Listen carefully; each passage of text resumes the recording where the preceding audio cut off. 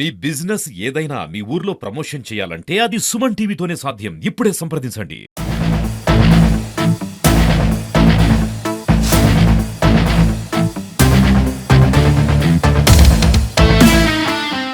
ఈరోజు దేశంలో ప్రతి జిల్లా హెడ్ క్వార్టర్స్లో కాంగ్రెస్ పార్టీ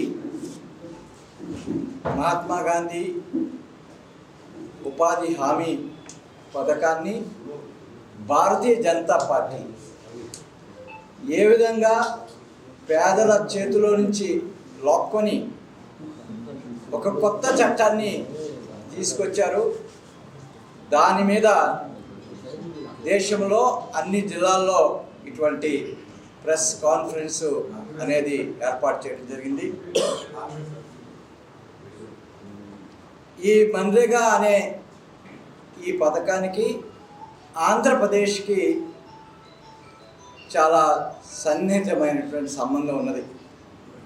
మీ అందరూ కూడా తెలుసుండొచ్చు, దేశం మొత్తంలో ఈ ఉపాధి హామీ పథకాన్ని అప్పటి ప్రధానమంత్రి డాక్టర్ మన్మోహన్ సింగ్ గారు, సోనియా గాంధీ గారు, అప్పటి ముఖ్యమంత్రి డాక్టర్ వైఎస్ రాజశేఖర రెడ్డి గారు బండ్లపల్లి అనే ఒక గ్రామం అనంతపూర్ జిల్లాలో లాంచ్ చేయటం జరిగింది.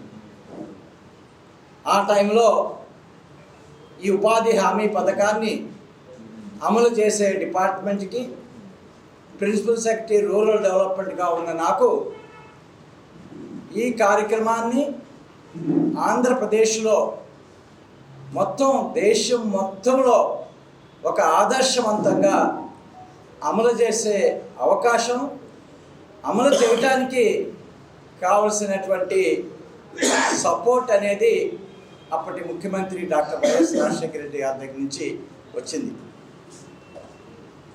ఈ Mahatma Gandhi national rural employment guarantee చట్టాన్ని కనుక మీరు మరొకసారి ఇప్పుడు చూసినట్లయితే, ఆ చట్టంలో పేద కూలీలకి పని అడిగే హక్కు, 100 రోజులు పని చేసే హక్కు, పని అడిగిన వెంటనే 15 రోజుల్లో పని కల్పించవలసిన బాధ్యత ప్రభుత్వ యంత్రాంగం మీద, పని చేసిన 15 రోజుల్లోనే వేతనాలు అతని అకౌంట్లో వేయటం, ఆ వేతనాలు కూడాను మినిమం వేజెస్ తగ్గట్టుగా వారికి విపులంగా చెప్పాలి.